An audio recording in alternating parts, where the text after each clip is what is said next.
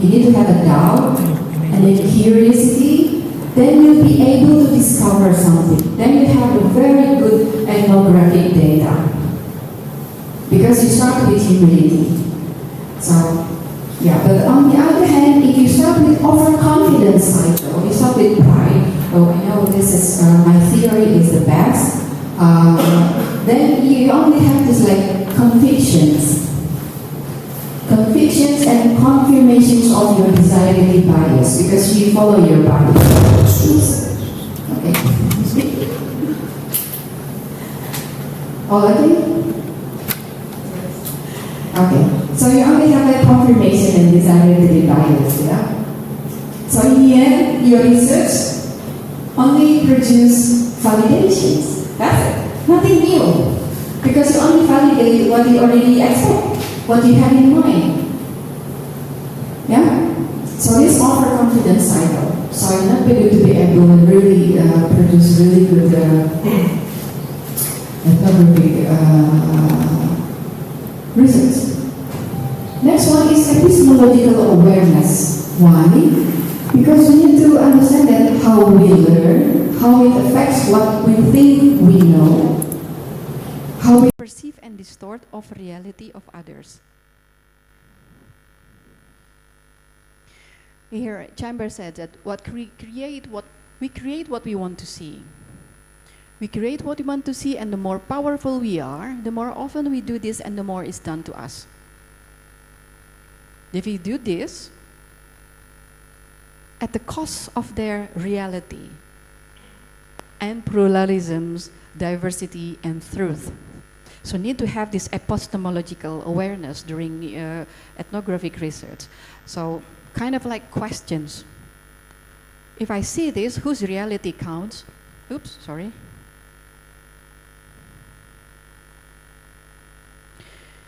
Whose reality, whose knowledge, whose priorities, whose appraisal? So all of these questions need to bear in mind while doing the research. To be aware our own bias. Is it my reality? The reality that I construct? Is it the reality that the people construct? So need to be aware that while doing field research. And next is to have reflexivity. It means that the capacity to reconsider core values. Just be something different when necessary rather than just do something different. And be aware and question our own attitude, question our thought processes, values, assumptions, prejudice, habitual accents. So anybody who apply this ethnographic research properly, not only we learn about other contexts, but we also learn more about ourselves. Because that's reflexivity about. It's not only putting others as an object, but we also, as a learner, we learn also more about ourselves, our assumptions, our values, our bias, because we keep that epistemological awareness alive during the research. So now we say it like, we call it epistemological reflexivity. What does it mean by epistemological reflexivity? It's one of the skills, essential skills in the 21st century. So Dryzek and Pickering said in the age of Anthropocene, the age of now, with the pool of the complexity and the world with a lot of crises, there's one essential skill that we need is ecological reflexivity. What does it mean? The first is we need to listen. We need to listen. Not only would we need to listen with our ears, but also observe and listen really carefully, sensitivity, activating all of your senses throughout all of what is changes in the context, social, ecological changes. And then you need to respond, re-articulate, reconfigure, and then reflect. And then the circles going around throughout all of the research, this ecological reflexivity. Now we're coming to the book. These are the process that we go through if you would like to do this ethnographic research.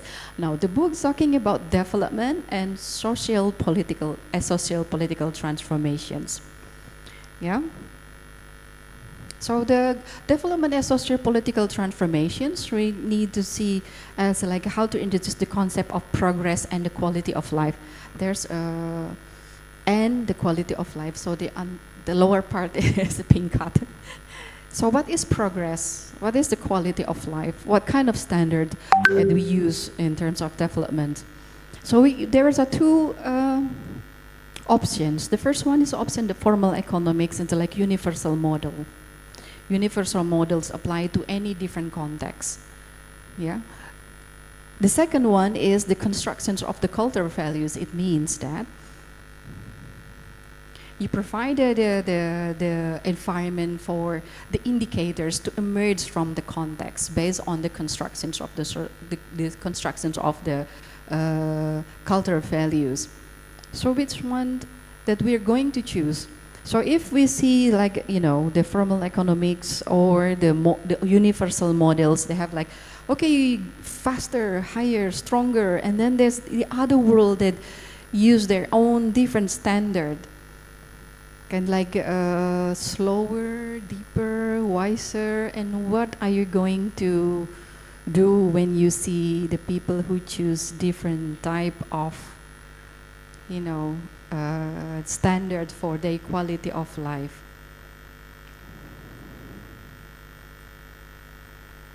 The first one is business as usual. So business as usual, it means that result-driven and value for money development is reductionist model of social change, econocentric, as the only like economics commodity, and the technocentric or commodity-centrics. These are three different reductionist models of social change.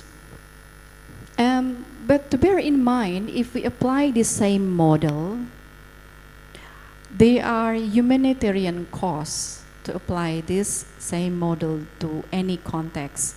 Because if the people already apply their own way of living or standard, it means that they are not following these really universal models, then you're going to have this social exclusions process. For the people, or marginalizations even for the people who choose to be different, then they are not part of this standard, they are socially excluded. And within this Hubula in Palim Valley, and also in indigenous people in the world, usually what happened, what Marshall Sahlin called as global inferiority complex. So because they are not up to this universal standard, so they label as primitive, they label as backward, they label as, you know, the stigmatizations, and they put in the positions where they have like, you have this inferiority complex, and they are being pushed to up to live up to this universal standard to progress. So what we call as global inferiority complex, it means that really impose social change processes. And the colonial paradigm, it means that it's really the paradigms imposed by outside. Like for instance, in the Palim Valley, they are naming the places, like for instance, the lake, it's called Yuginopa. But then when explorer called Lieutenant Habema, the Dutch explorers, they call it, no, this is Habema Lake. They call it the name, as if that there's no name, there's original name there. Okay, the mountain, there is also a name for the mountain. The original name for the mountain there, it's called Hiriakup. But then when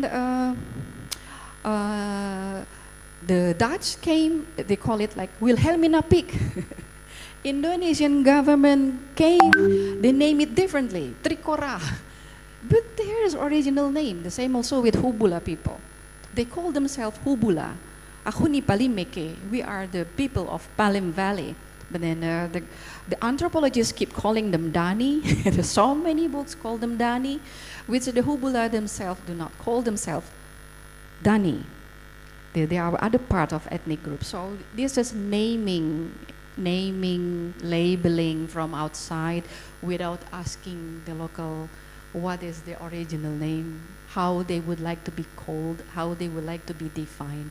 This is what is called as a colonial paradigms. And the same also with the standard, also the livelihood, the standard of life without being asked. So that is imposed. What do we have in mind as a modern? So the other option is ethno-development. It means critical analysis of power dynamics and collective reflections of the constructions of cultural values in a compassionate and integrative approach, which is in line in human-centered development approach. Human-centered development, it means considering human factors. So the development is not only about the commodification, technocratic or econocentric, but development is more about the people and social organization and institutions and practices and values. So we inline this ethno-development with the human-centered development. And the focus is slow burn development. It's not the fast burn. You know, the left one is a fast burn, but then a really high humanitarian cost because people are really pushed to jump outside of their own social structures. But if we choose the ethno-development and human-centered development, it means that we provide a space for slow burn development, relies on continuous in-depth learning, and focus on the capability approach, or Martha Nussbaum, the philosophers call it as capability approach. It means that genuine opportunity that allows individuals to define, to direct the progress they would like to see, to also to reach what kind of quality of life that they desire instead of meeting with the universal standard. So how Hubula see themselves as a quality of life? Now I would like to invite you to the world of Hubula now. What it really matters for them, what the ontological basis of what is called as a really good quality of life.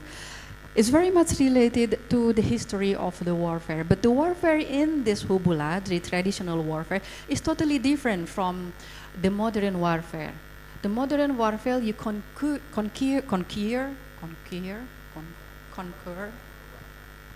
I'm not an English speaker, sorry. conquer, and dominate, you killed or you dominate because you would like to grab some land or to extract the resources. These are modern warfare, but this is not that. This one is ritualized warfare. So coming from this ritualized warfare, the history is very exclusive mechanism. So it's not, you gotta have that really good, strong reasons and mechanism because it's ritual. So it's totally different. I explained further in the book if anybody would like interested to read better, to read more. And it's produced ancestral emblems. And based on that history, it also creates the customary leaders and social depth, so the relations between the different groups within the community are defined also by the history of warfare, and the accessibility to the land, to the ancestral lands, also the resources, also defined by the history. So this is what matters for the, oops, why I cannot move forward? Yeah. And to maintain this, there's been like a culture objects exchange through noken in Indonesia. We call it noken, is traditional net bag, and it's already admitted by UNESCO in 2015 as an intangible cultural heritage. And the exchange of the nokens, it means that to balance relations. So it's not only functions as the social cohesions, but also to make sure that the pattern of relations with the ancestors is being maintained. Like for instance, in the left, there's a two pair of bride. If they start putting the noken or the traditional net bag on the head, it means the ancestral unit of the bride is accommodated into the ancestral unit of the groom. So the marriage is not only between two individuals or two families, but in this context, the marriage is between two different ancestral units. And these cultural objects play really crucial, important to make sure that the kind of relations, also the ancestral relations, being maintained. Yep. So Hubula cycle of building sustainable lives is very much related to their cultural objects.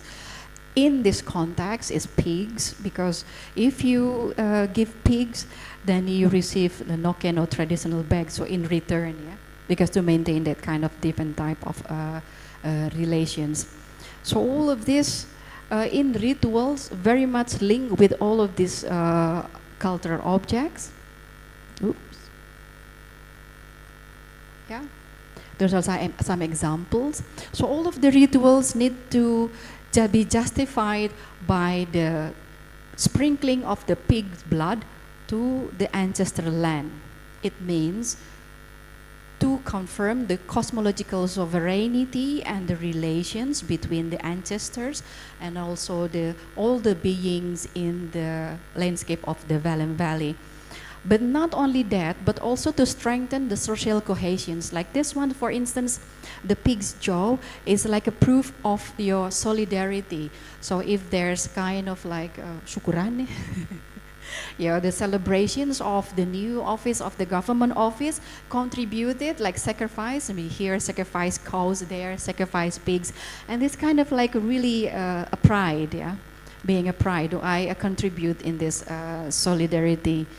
Social solidarity. So what is the relations between Hubula and their landscape and the land? And landscape, it's put within the landscape perspective. So one of the things that I describe in the book is about how the activities of daily life activities is being framed in this strengthening relations between the Hubula and also the ancestors. For them, the good quality of life is the well-maintained, balanced relations between Hubula and other people, and Hubula also with the ancestors, and Hubula also with the whole landscape, Hubula also with the creator. So they always have to pay attention on the balance of the relations, even in the daily life, like planting a seed or harvesting the sweet potato. So the economic part of the daily life is only small part, but the whole part, the bigger part, is the economic life, and the livelihood is only a small part related to the bigger landscape relation. So the land within the landscape. And there's an ethnoecology, because then there's no such things as like really unused land or empty land. So all of the land in all of the part in the Palim Valley, they all have narratives. They all have stories. And they have this cosmological exegesis because they have the very strong intrinsic values. So the values of the people who live in the land and the values of the whole creatures in the lands, like including the animals, the spirits, they all have the same rights. So if we would like to make use of the lands and the land produce, need also to remember also the rights of the whole creatures that live in the land. So the land itself is perceived as ritual and political entity. Yeah.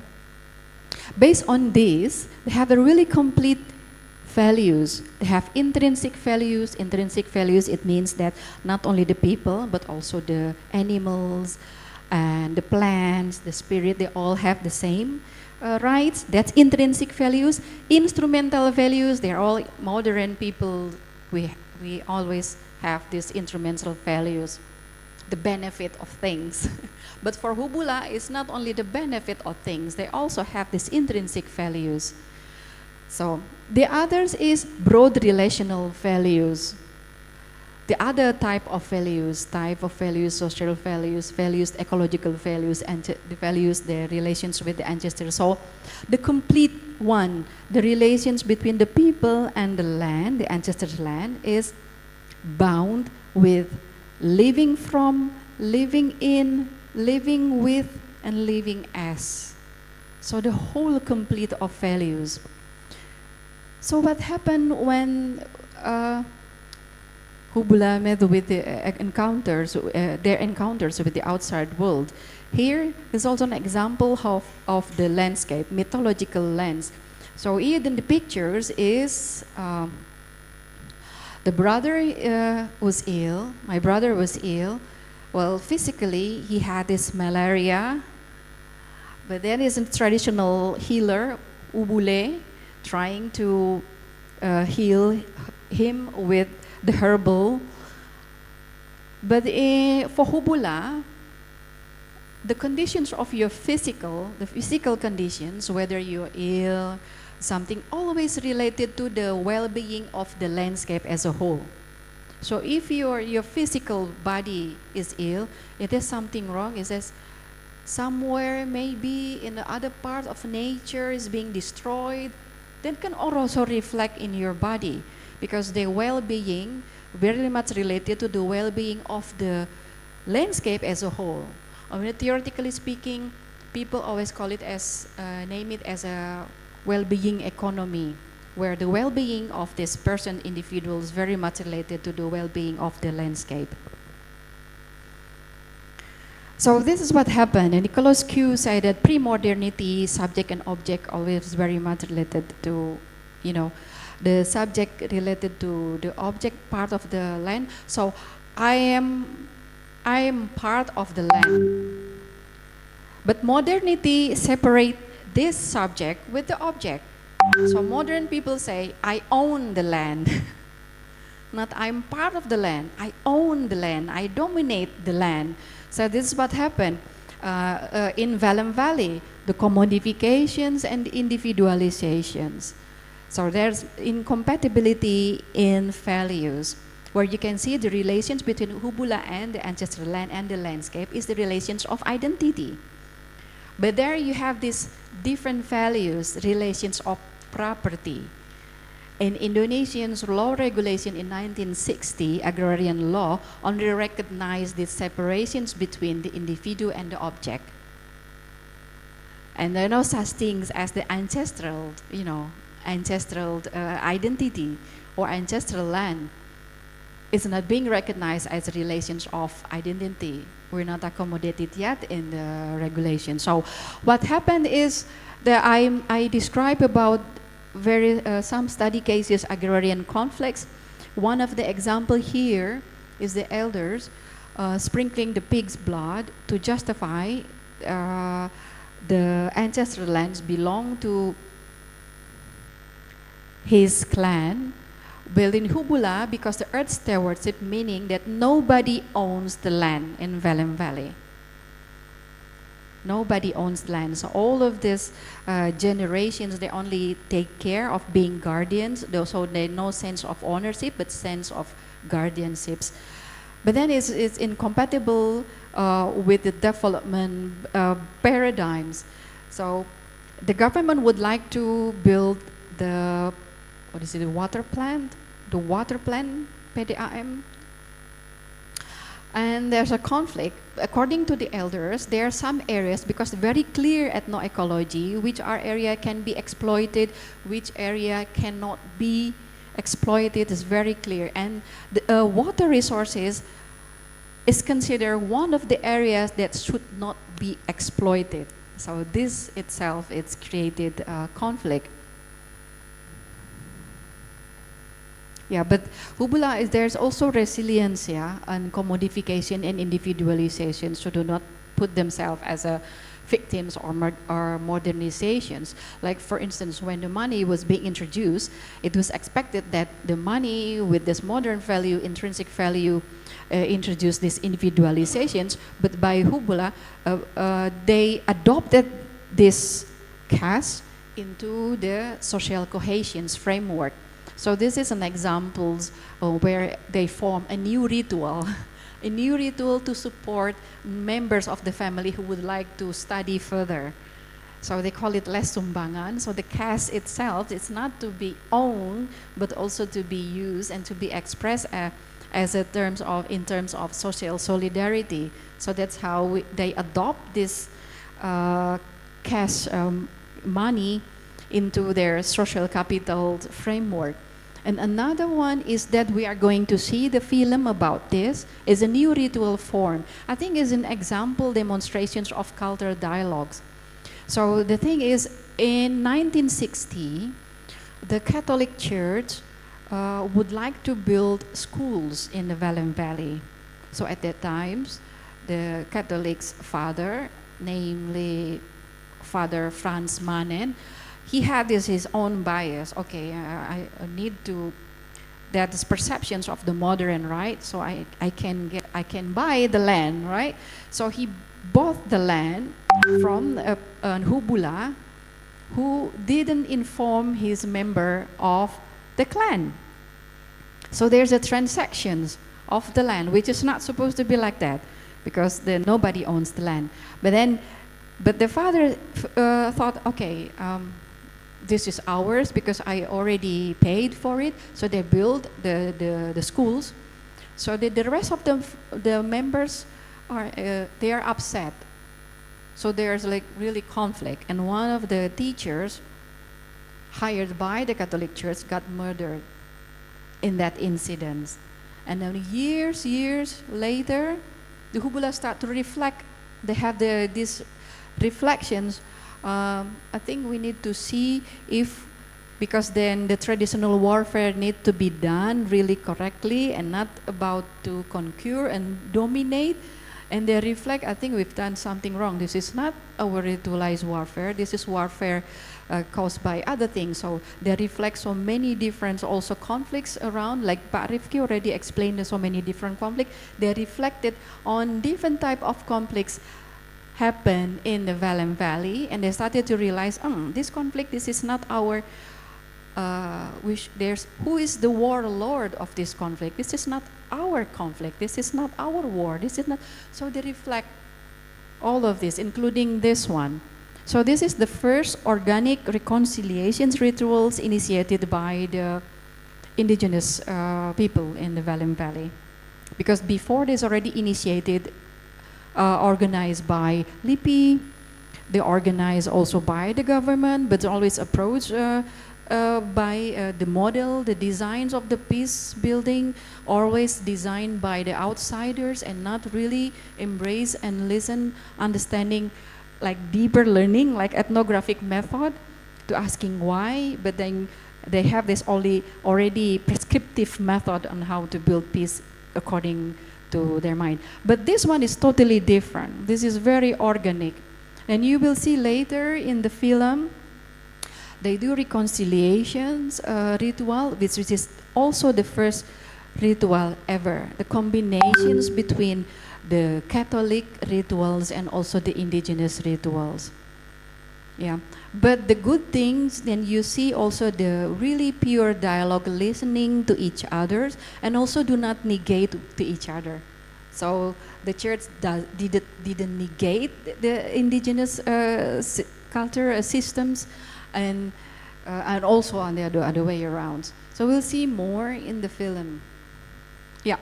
So if we see like the complete relations, the holistic way of thinking, the relations between Hubula and also the land, ancestral land, and the landscapes is the relations with identity.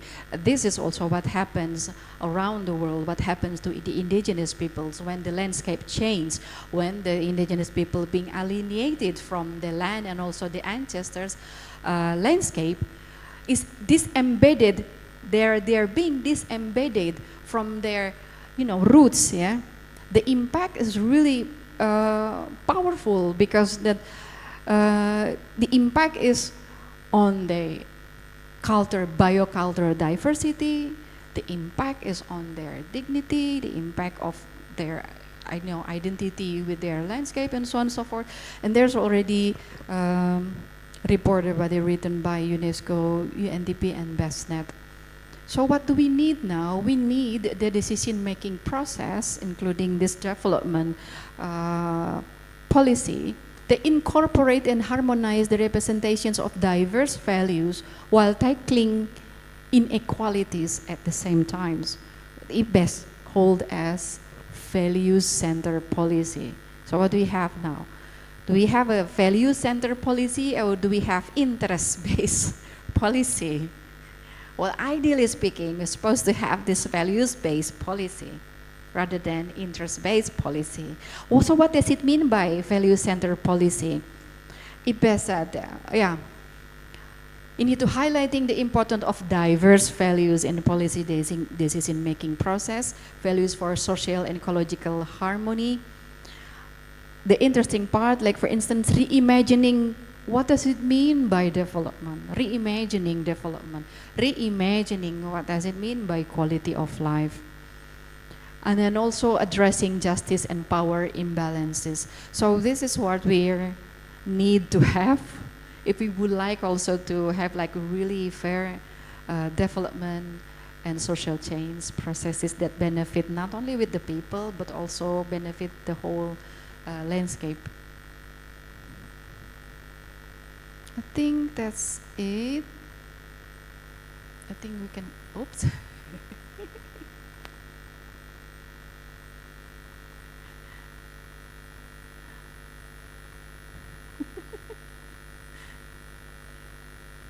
Yeah, that's it. So we can have more discussions.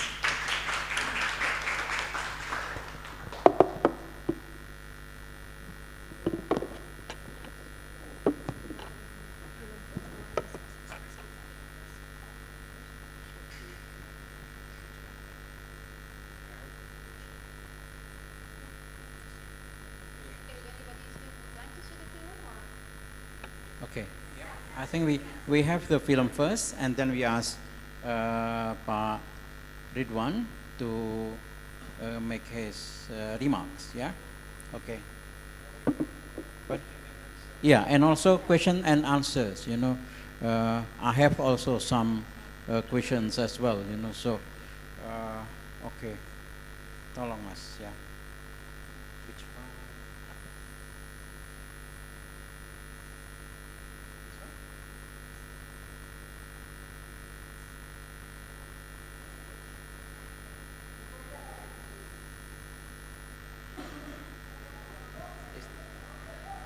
Excuse me, this one?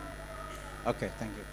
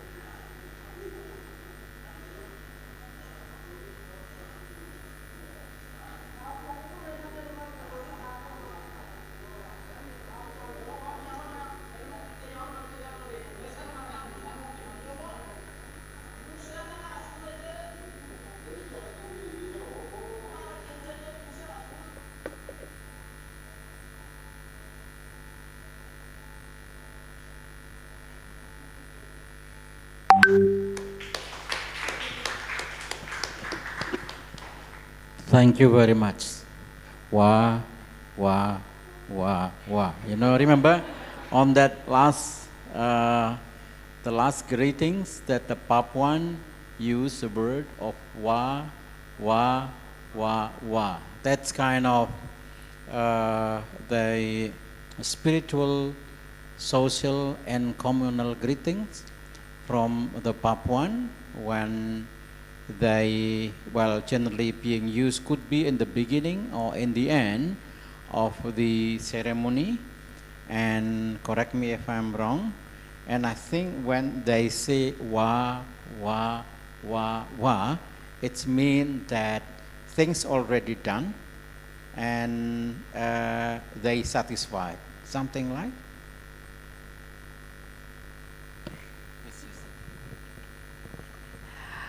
The first is warm greetings, Warm and could also means that grateful, Okay. and it's also like blessed be upon you. Okay. Wow, Yeah. wow, wow. That's only happen in Papua, and The thanks highland, the highland of the Papua. highlands of Papua. You know, because Papua is very diverse, and I think I would like to say thanks a lot to Dr. Yulia Sugandi for, well, give us.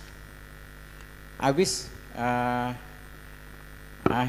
wish I be something like an anthropologist, you know, because the presentations, well, but this is the duties of Pak Ridwan anyway, but the fact that she already give us a lot of perspective on this subject, on start from the weak problem that generally we are facing, and there is also some foundational for our social research, which is very important, using the perspective, the anthropological perspective, which is basically, we call it immersing.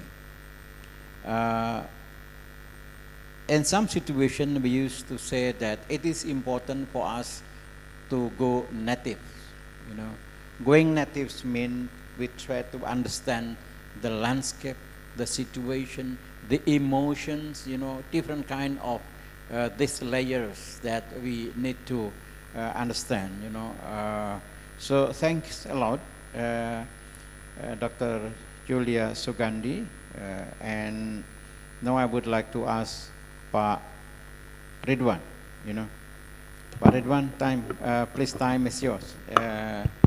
And I will greet you with wa, wa, wa, wa. Let's, please, yeah. Okay, Pak Rifki and the team, thanks for having me here. First of all, congratulations, Bu Yulia, for your inspiring and promising book. Yeah. Although I haven't bought one, but I will buy it. Basically, I met Mbak Julia a couple of times in Jayapura, the capital city of Papua, when you were working probably in International Organization of Migration, IOM, or that's part of the program, yeah?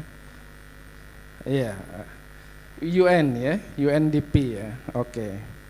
And then I read a lot of books on Papua, basically because I'm also working on my PhD thesis on transnational Islam and peace building in Papua. And I think Julia's book is different and unique because it's ethnographic one, yeah? Ethnographic research. Yeah? And it provides a holistic or a comprehensive about the one ethnic in the highland, yeah, in Wamena.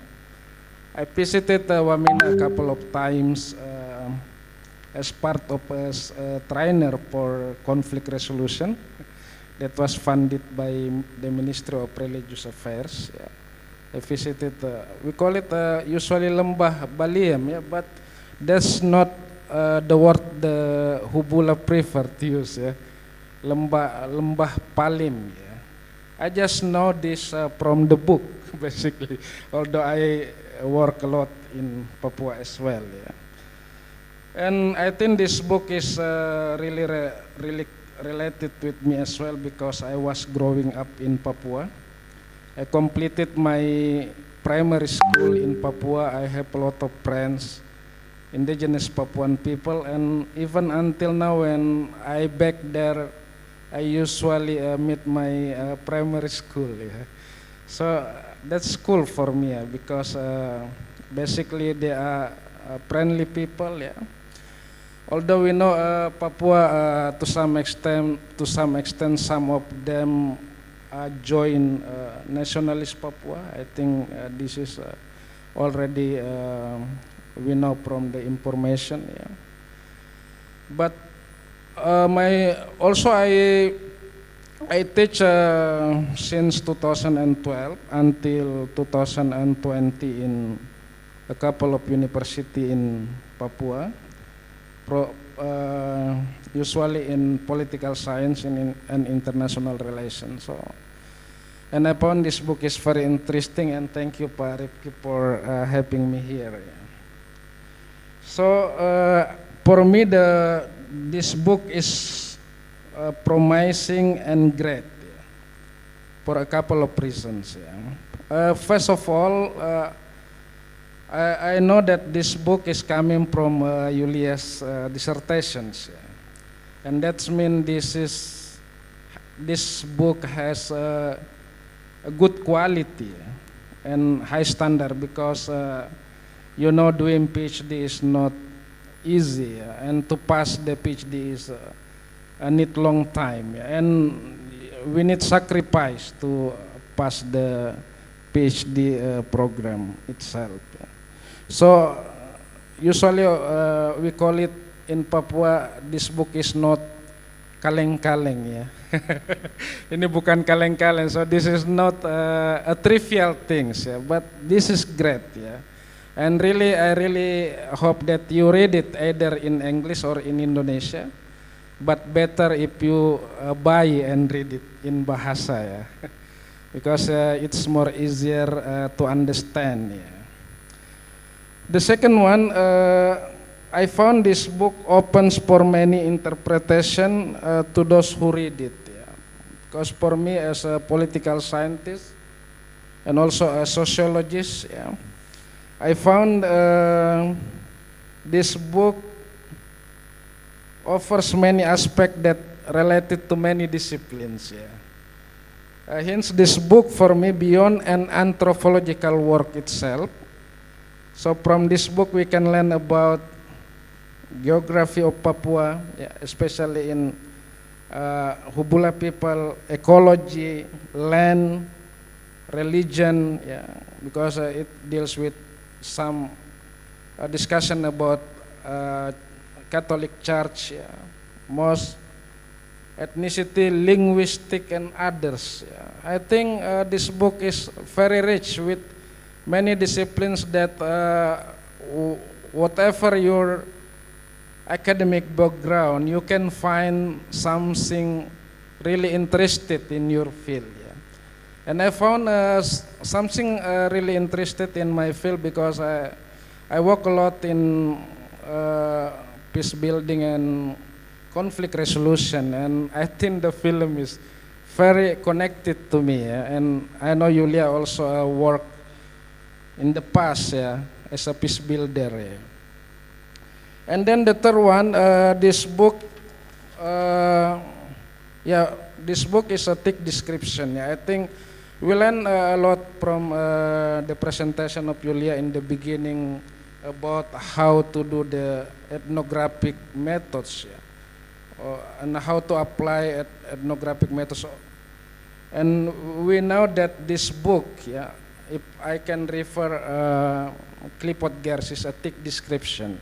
In bahasa we call it deskripsi tebal, yeah, because it offers very deep knowledge, yeah, about the community itself, about the Hubula people. Yeah. And then in the book I found interesting as well because they provide some pictures, yeah, diagrams, and then it will make easier for readers to understand, yeah. But I don't know in Bahasa is there any glossarium, Bu Julia, yeah? There is a glossarium because in some parts of the book we can see some local language, yeah. And if there is a glossarium, I think it will be helpful for the readers. One thing I haven't talked to Julia about it is about the data, yeah, because I read from the book some of the data back to 2013, yeah, when you wrote this PhD thesis. I don't know if in the book in Bahasa you already updated the data or not, but I think overall, for generally speaking, this is very important book. Yeah. So now I want to put this book in the literature of Papua academically. Yeah. So I read a lot of books on Papua, and I found that most of the authors of Papuan books coming from abroad, yeah, especially from US and Australia. Of course, we have some authors from Indonesia, including Bu Yulia. Yeah. For example, Danielin Rutherford, yeah, she works on Laughing at Leviathan. I think that's very good book, but it's not easy to read. Yeah. I read a couple of articles of Danielin, and I think she's anthropologist as well. But the way Bu Julia explained, I think is more easy to understand. Yeah. Rather, if you try to look at some works of Danielin Rutherford, yeah, is not easy, especially if you don't have basic knowledge of Papua itself.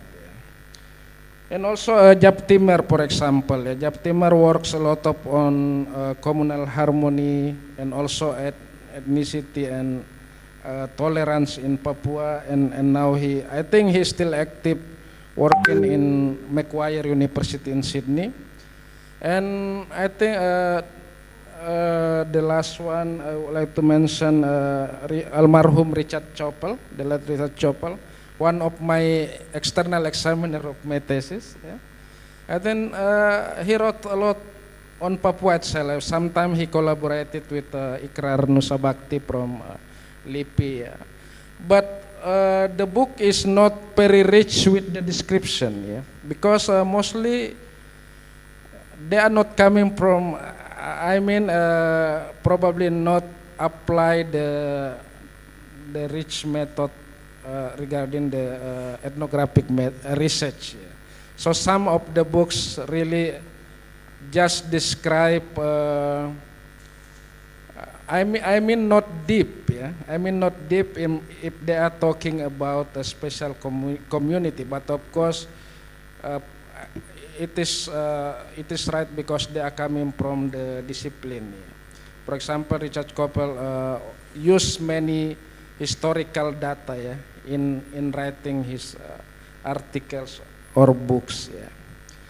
In Indonesia, we have, of course, Ibu Adriana Elizabeth, Cahyo Pamungkas, yeah, and Bernarda Matrai, but I read of those books, and I think Bu Julia offers theoretical contribution, yeah, in this field, yeah, especially from ethnographic perspective, yeah, because I haven't read a lot of books on ethnographic one like this, and for me this is very rich and offers rich nuances about the community. And then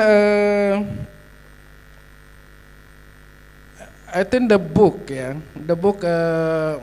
offers many variety of disciplines, yeah. But I would like, because of time constraint, yeah, I prepare some pages, yeah, but because of time constraint, I want to go directly for the last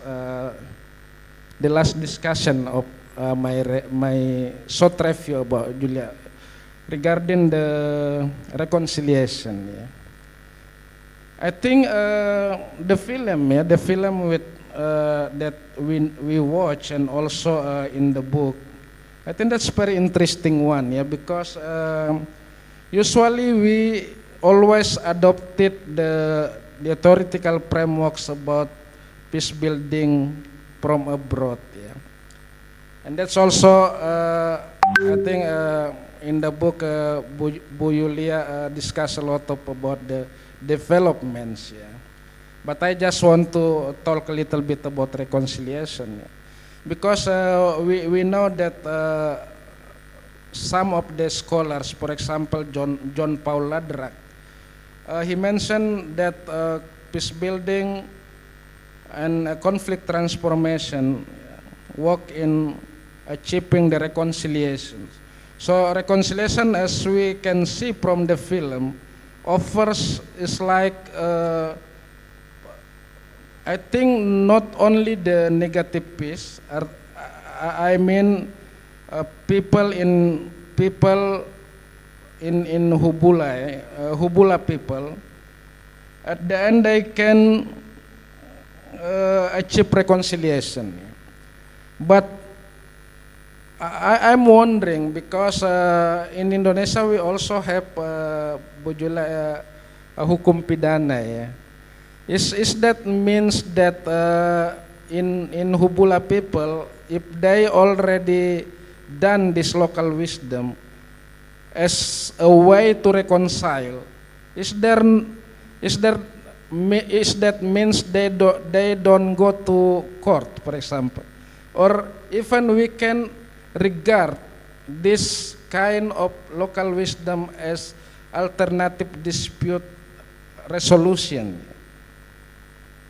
And this is, I think I need to know if you can explain this. And I think the last one, because of time constraint, I don't go through to my pages that I read the books. It's about 5 hours. Yeah, when I was on the trip to Yogyakarta to attend pertemuan sosiolog di sana. Ya. I read a couple of hours on the train. But the last point I want to discuss, yeah, I think reconciliation, although coming from some theoretical frameworks that brought by the Western scholars, but I think we can see some local cultures related to reconciliation. Yeah. Not only in Indonesia, because I know in Dayak, in Kalimantan, or also in Kupang, yeah, they have this kind of alternative dispute resolution, yeah. But also maybe in West Africa, yeah. In Africa, I think in Rwanda, yeah.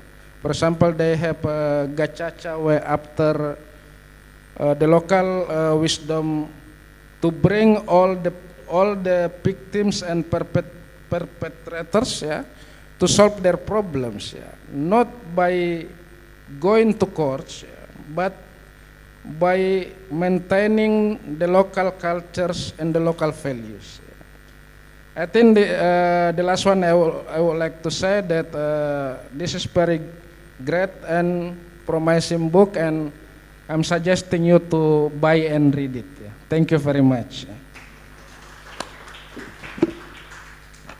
Thank you, Pak Ridwan, for the review to the books, which I basically share for some of his positions regarding the books. The books offer a lot of things. It is tons of ideas and perspective. Even though my background is IR, international relations. But, for example, when she explained about the Hubula's worldview on the relations between self and nature, or relations between one to another, that ourself is not excluded or not separated from the nature and from the others. It could be, it could be developed into some kind of thinking and looking at how international relations being pursued. You know, this is from me of being IR person, you know. I used to advocate the importance of cooperative mechanism in building the so-called, whether it is regional community or international community, because maybe there are some similarities between this Palim people and also the cooperative approach in international relation, with seeing, especially on the international security, with seeing that security is not something exclusive, because there is levels of from common of security into cooperative security, which is security is secure with, not secure from, you know, something like. So I just thinking that, well, this the idea of Hubula people is amazing.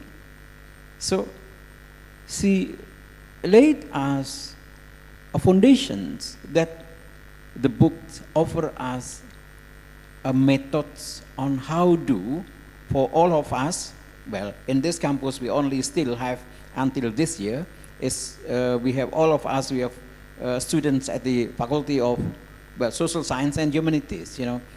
Next year we will have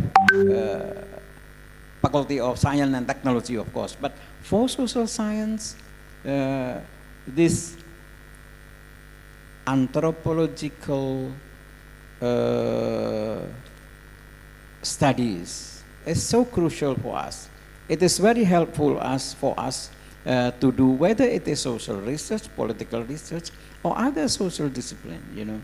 Well, I would like to say that this is also related to the richness background of the authors, because Mbak Yulia, you know, I prefer to say call it Mbak, you know, like I said before, she studied, her first degree was on sociology, and then from, I wanted to say from where, you know, from Gajah Mada University. Actually, I forgotten to say you in the introduction, you know, and then she did her Masters of Science again in sociology and intercultural counseling from the University of Eastern Finland, you know, from Yogyakarta, which is a very nice place, and then moved to Finland, which is very cold, you know, and then finally then she continued for her PhD when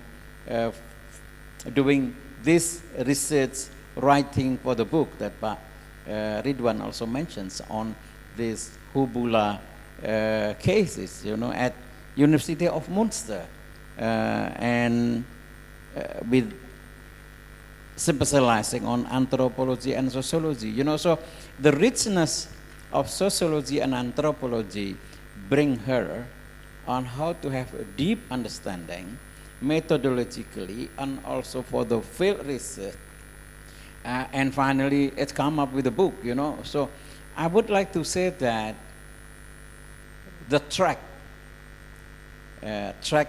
of ideas, track of looking at the things that she presented is very, very useful for us, you know, as a student in social science and humanities. You know, I think that's my note as well, you know, if I might say. Well, now I would like to ask if, actually our time is so limited, you know, if there are some, maybe 3 questions, you know, so Ibu Yulia can, okay. I will start from the ladies first, this side, you know. please indicate, say what is your name and from where you come from, or if you study here which faculty. Okay, please be brief. Okay. Thank you very much. My name is Puput. I'm from Paramadina University, Magister Islamic Studies, and also I have studied in IPB. My research in proposal thesis about ecological justice in local organization in Cirebon. Your discussion is very insightful for me. My question is first, what the most hard challenge in your research for this book, and then second, because of your mention about agrarian conflict, I would like to ask you about RUU Masyarakat Adat. What do you think about this solution to mencegah dan adaptasi from agrarian conflict? Thank you. Okay, thank you for Puput, yeah. Okay, from Paramadina University, our neighbors, you know. Okay, the second one is, I would like to take another one. Okay, you, the girls. Mbak, yeah. Mbak siapa? Camila, yeah. Okay, thank you so much, Pak Ridwan, Pak Reki, and Bu Yulia. So I can say that this is one of the interesting book forum as far as, because we talk a lot about the approach, which is always interesting to talk, especially in social science student.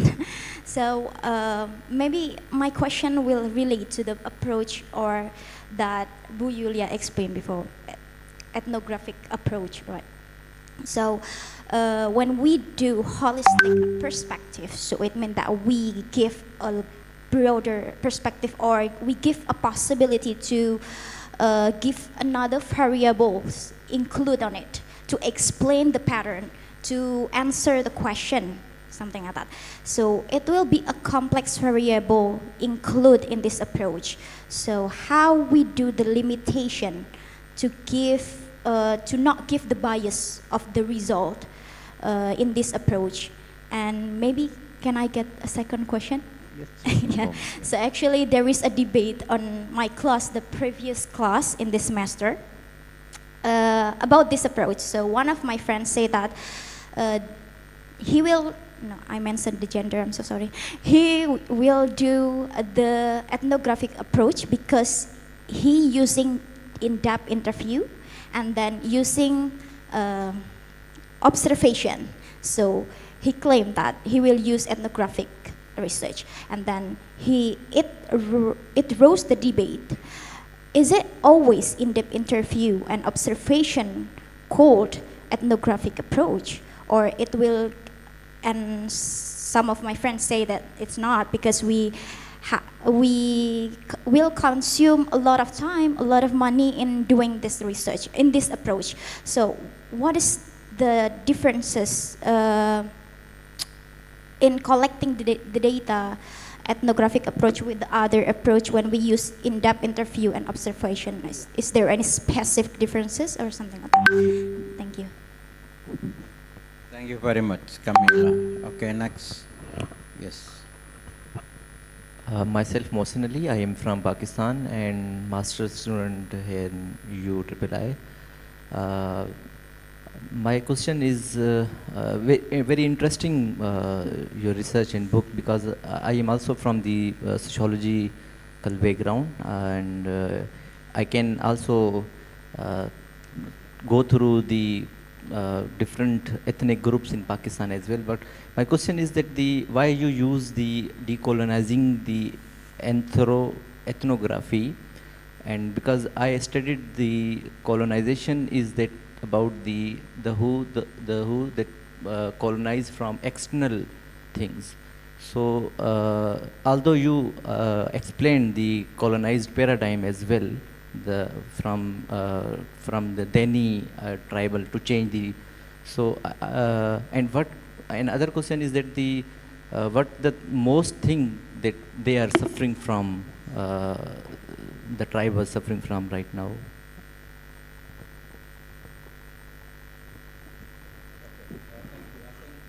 I think we need one more from, okay, the boys behind.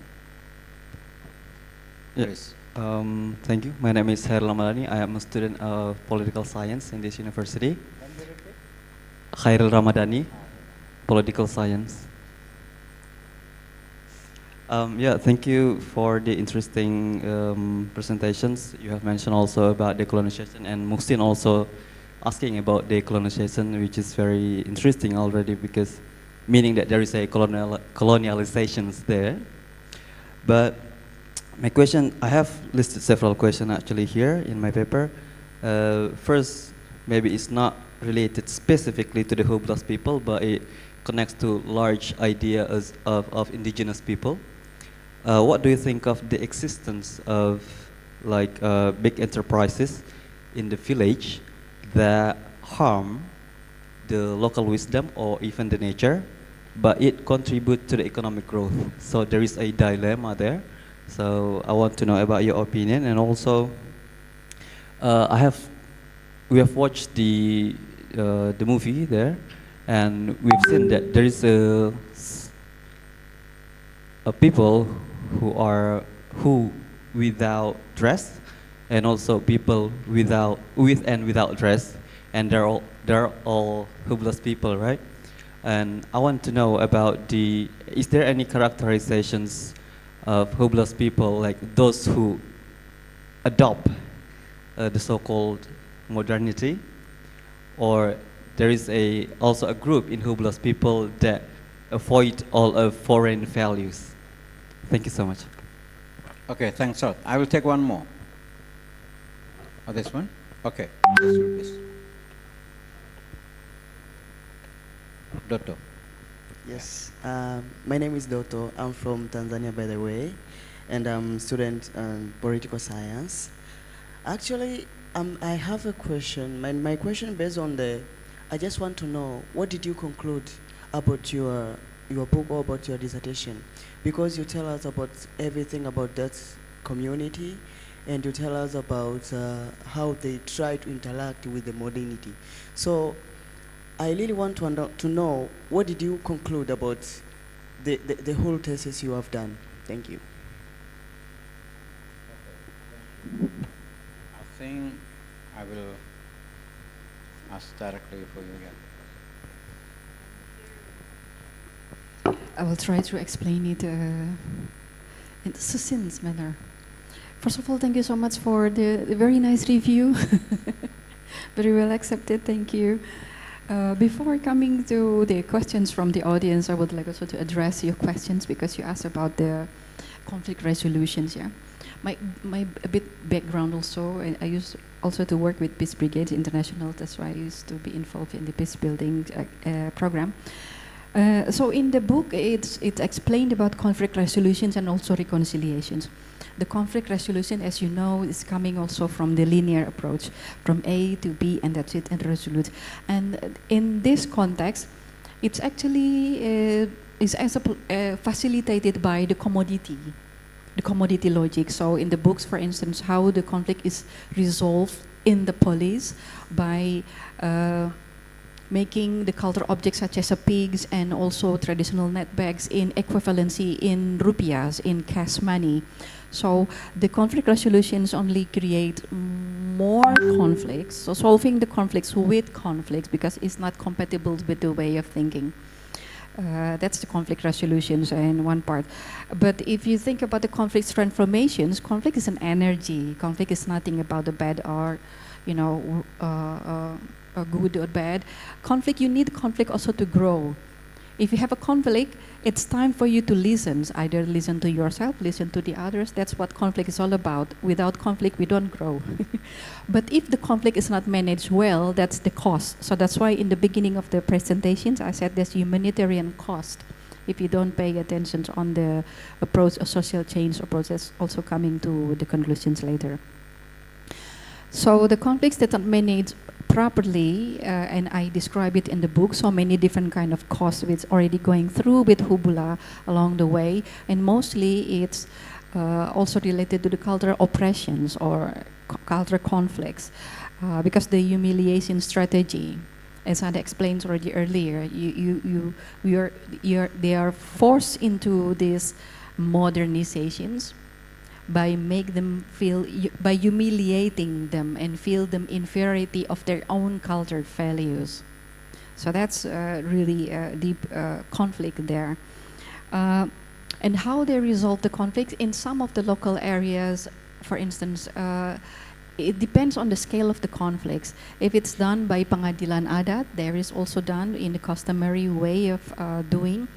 But for Hubula, any conflicts that it means that imbalance of the relations. So they do not focus on the restitutions or, you know, even the father said, okay, this is a token of the regret from the community, but we don't know how many, you know, how many is in the envelope and what is the envelope, because that's not the point. But the point is to restore the imbalance of the cosmic relations. So the whole process, if there's a conflict, the first thing first, we need to balance the whole these relations, balance the relations with the ancestors. That's why they set up the temporary customary hut, and they insisted also to balance the rituals between the adat and also the church. So for them, what happens in the physicals, like for us in the law, maybe in the criminal law, is the physical, right? Because the restitutions, you put them people in jail, they focus on that physicals. But for Hubula, the most impacted part is the cosmic imbalance. So that need to be restored, and that's what's that point of the reconciliation is about. That's incompatible with the way conflict resolved by the police, for instance, because totally different kind of paradigms they're having. Okay, the second part is challenge. When you enter the community, and you see, I wrote also in the first part how I entered the community, because I'm affiliated with a straight hair woman from Java, yeah, a totally different context, of course, and they have this like really long history of violence, and they affiliated me also with the oppressors because I'm from Java. So that's also building trust. You need also to have that, and to be able also to do really good, proper ethnographic research. The first thing you do when you enter the community, then you present, you would like to make connection as human being, not as, you present you as you are. Like having like a really sincere dialogue from person to persons. That's what I mean by paying attention of epistemological awareness and also power imbalance. Because if I introduce myself, okay, I'm Yulia, I used to work with you, and I'm this, that's already, you know, creating like really gap. But I'm only Yulia as Yulia, who would like to learn, who would like to listen. Then that's different way of, you know, positions ourselves. So we put ourselves as first as human being who would like to get to know other people, other human being. So putting aside, I think the first thing you need to do is unlearn yourself. Unlearning yourself, unlearn all of this theory, and because that's what a good grounded research is all about. You unlearn, and then you listen to relearn. Because then if you already you have a set up really set of theoretical framework and bias, then the most challenging part is to unlearn myself when I enter the community. Not with the community, but with me. Because in social science, I've done also other mixed method. I work also with statisticians. I work also mixed method to behavioral side, analysis, and so on and so forth. But I think for social science, either anthropology and sociology, I've done this PhD both in anthropology and sociology. So this book is examined by anthropologists, and sociologists, and so one also other professors focusing on cultural objects. So 3 examiners for this. But for social sciences, the quality of data, it depends on the researcher. You are the tools. For statistics, you can develop the tools, right? But for social science, you are the tools. How well you unlearn, how well you listen, will really influence the quality of data that you're going to produce. So the challenge is myself. Okay, the RUU Masyarakat Adat, you see that the systems, if you think like in the system thinking, what happened in the surface, if you go deeper, you understand what kind of pattern of behavior, right? And go deeper, you understand what kind of structure of the system influence that behavior. And deeper is the mental models. What I mean is regulations, is the structures, but not separate from all of these elements too, to be able to provide the accessibility, right? So the states, for instance, the states should be able to provide like really the right-based approach. In terms of development also, right-based approach, there is already a guideline, human rights-based approach to development from UN's UN SDG 2013. It is the right-based approach to development include how to do this development, how to do this, to design the social change processes for the people who are the most marginalized on the LNOB, how to apply this leaving no one behind, for instance. Of course, there should be also the protected in structural manners by the state. Yeah, first and foremost. And in the terms of crisis prevention, of course, it is really necessary. And until now, we don't even legalize, yeah, this RUU.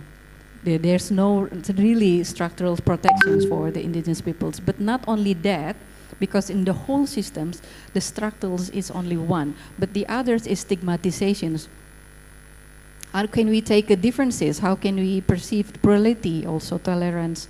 If we already watch the films, and their traditional clothes, it's penis cord. The philosophy of wearing penis cord is you should not hide anything. You should be like really transparent the way you are and embrace your humanity. That's the philosophy.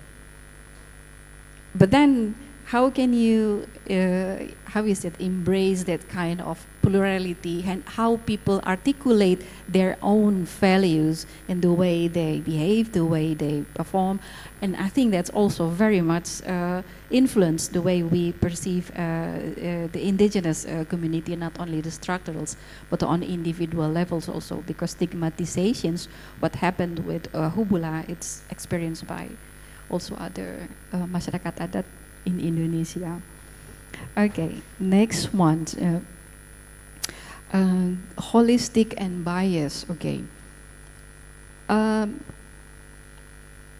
I've written there are articles about the parts and the whole. In anthropological terms, we call it at the part and the whole, and how can relate the part and the whole.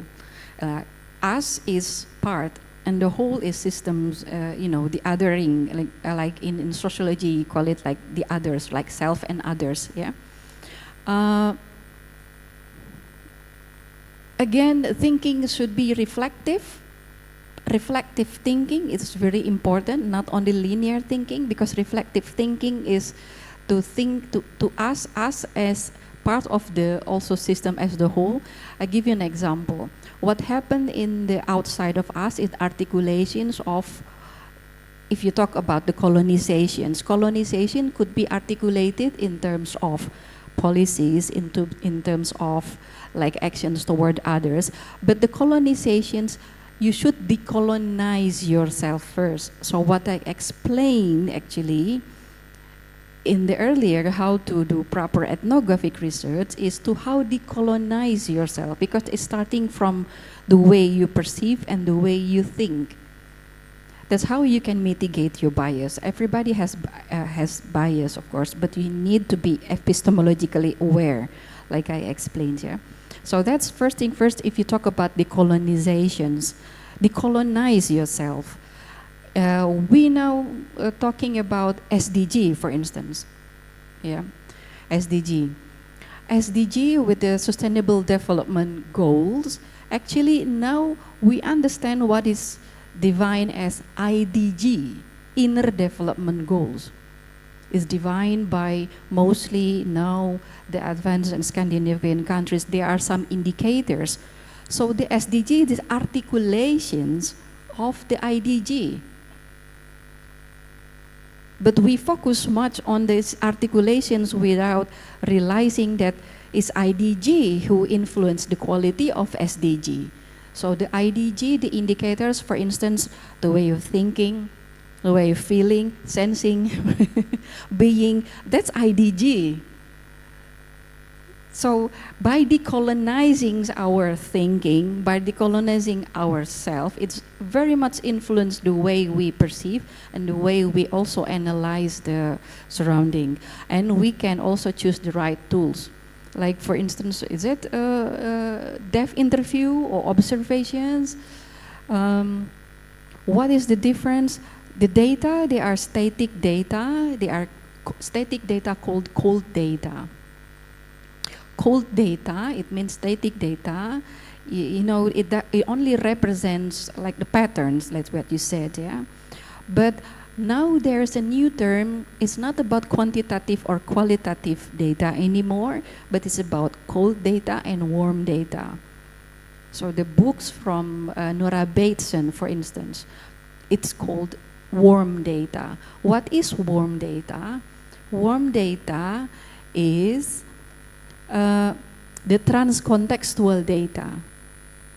So it's not only the element in the systems, but you understand what kind of power imbalance between different variables that requires you to understand deeper. So then you ask yourself, by doing observations and depth interview, can you get that? There's a big question. Why is still called like thin data? I'd recommend you to read Robert Chambers, the latest book from Robert Chambers, yeah? Reflections of the development. So he describes a lot of different type of methodology. I think qualitative, there's so many hundreds. It's not only about interview or observation, is beyond that. It's already, so what if you combine this Robert Chambers and Nora Bateson, then you understand what kind of quality data that you need to understand the complexity, because warm data is type of data to understand that kind of complexity. That's another discussion further type of data. Okay, another thing about the economic growth, yeah. Okay, economic growth. Economic growth, it means that really linear growth, yeah? Linear growth. And the source of our crisis, ecological crisis, due to this linear growth. I made another publications with the ministry of our former Ministry of our Forestry and Environment. We published a book called Indonesia Facing Climate Change, trilogy books, and then we also published policy brief on that, because we still need this, you know, climate literacy, so to speak. So we felt that it's really important, this climate literacy, because of what happened nowadays. The crisis that we are having nowadays is what my colleague said as Darwinism, naive Darwinism. What does it mean by naive Darwinism? It means that we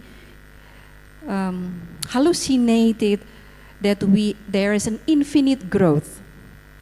We hallucinated there is like really our life is progress. when in reality, backward. Big question mark, because that the crisis that we're having now, the root causes, the climate crisis is not environmental crisis. The climate crisis is not environmental crisis that can be solved by technology, but the climate crisis, the root causes is crisis of humanity. That's why the United Nations Secretary General said that. Why crisis of humanity? Because the root cause is greed. That is already approved by many scientists. Why greed? Because of we have these hallucinations of the infinite growth. That's why Jason Hickel, I recommend you to read Jason Hickel, the book of degrowth. We don't need growth, we need degrowth now. And how to do degrowth? We need to develop regenerative culture. What is regenerative culture? It's beyond sustainability. Regenerative culture is what Hubula practice by having this living in, living with, living as, living from. Not only living from, because growth only relies on the paradigm of living from. And how to develop this regenerative culture? Jason Hickel said, by doing radical empathy. That's what his term. What does it mean by radical empathy? Radical empathy, what is practiced by Hubula? This intrinsic value that your values, your dignity, and your rights are equally the same with the rights of animals, are equally the same with the rights of plants, are equally the same with the rights of land and the whole landscape. So there's no dominations paradigm. That's what I can explain in this moment. And I think I also already explained about this decolonization, starting with decolonizing ourselves. Does it? I hope it answers. Thanks a lot. Pak Ridwan, you want to add something? Okay, well, I'm stunned actually, because the substance, the materials that Ibu Yulia shared to us is such very deep, you know. And this is not only not a book review, not only a book forum, but it is truly methodological lectures, you know. And deeper than that, learning from Hubula people and doing reflexivities to us as modern human being, which tend to be egoist, you know. I think we have been too much egoist in our life. And because of that, through reflexivities and also embracing the complexities on not only the subject, but also the complex of relationship between object and us as, well, maybe if we are egoists, we call it subject, but we might not know that we are actually also object, you know. So, and I would like to say that, well, there has been issues also, decolonization and so on and so forth.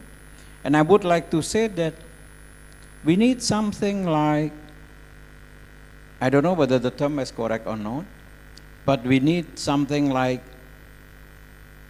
intellectual spiritualities, you know, in order to understand the complex relations between us as human and other object in a status of equal relations. It is not hegemony, it is not controls others, but sharing space, not only within the meaning of material space, but also the non-material space. This is a we learn from Hubula, which I learned just recently, you know. So I hope that my conclusion is not so much not so much mistake, you know. What I say that I think we need also an intellectual spiritualities, because I tell you, we have a lot of problem in the academic circles, which is actually the academic circles, the economic environment, they develop with egoism, you know. And I think we need to see that.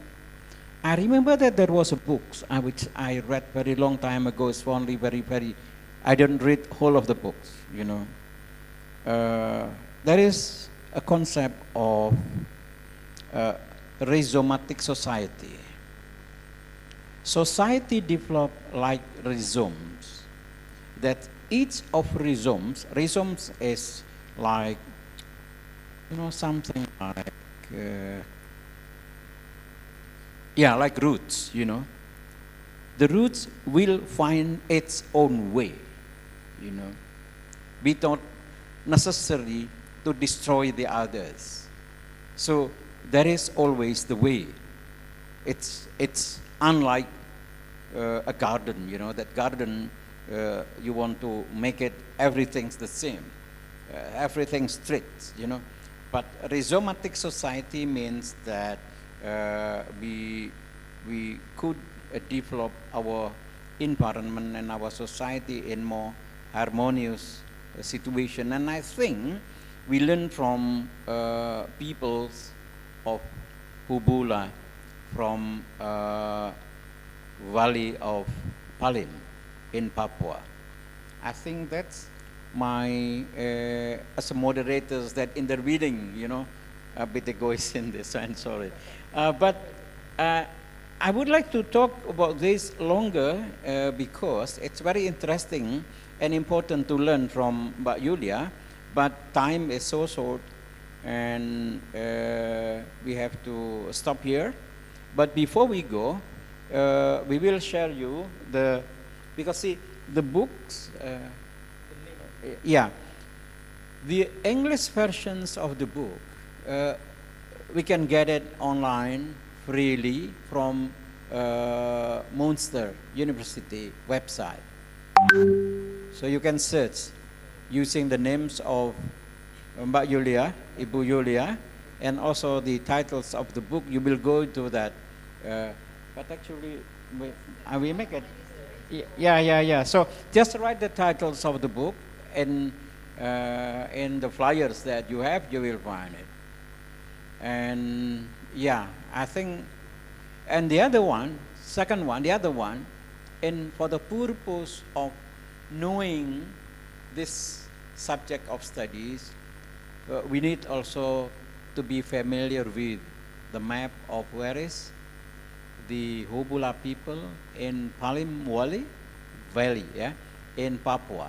So while after finish this discussion, when you are going home, please check the map and familiarize where is the location. It will help you to understand also Indonesia, you know, because some of us, understanding on the map is so important. It's not only, of course, mind map is another level, but knowing the geographic map is important. Where is Papua? Where is Indonesia? How long is the distance from your own place, and so on and so forth, you know. So please check with the help of a Google map, you know. It will reach, you know, the location. And you can go to Papua. It's just Papua. It's just to say that how the diversities of society is so crucial here, especially when, all of you are, you all are future leaders, not so long from now. I give you the emphasis. Not so long from now, all of you are leaders. And the challenge for leaders are when you have to make policies. And making policies, how to say, the policies has to be able to address the real problem of the people.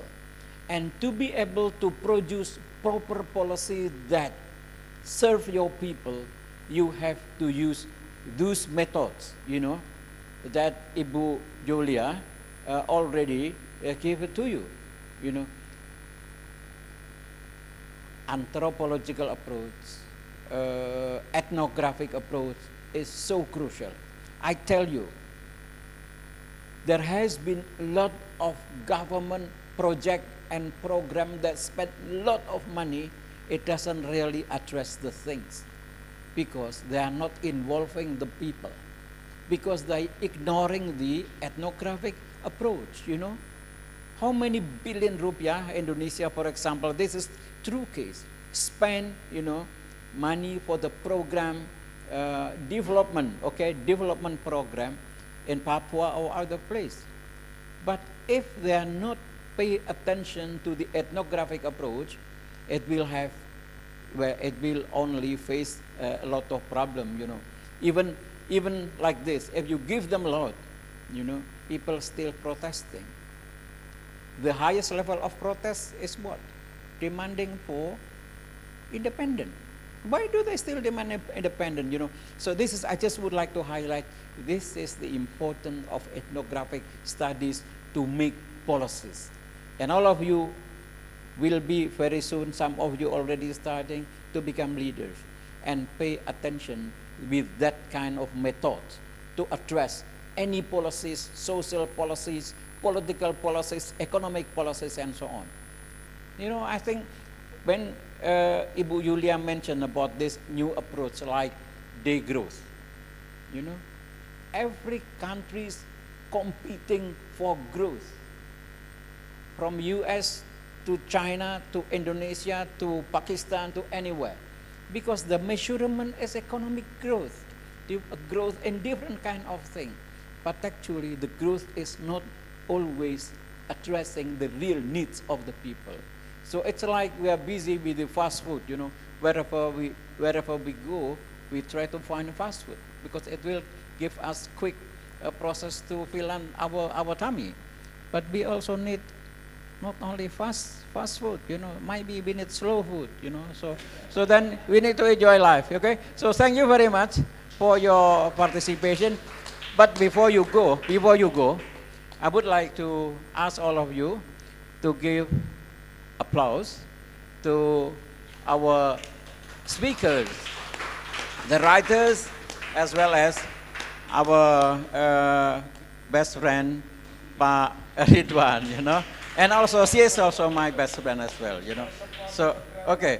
Thank you very much for your time. Good luck for you. Be good and also and remember that we need to develop more intellectual spiritualities. I think it will help us to become and to we help us to become a more mindful person, mindful person and more wisdom. Okay, thank you, Ibu Yulia. Applause for her and for Pak. I will do that. Okay. Assalamualaikum warahmatullahi wabarakatuh. Okay.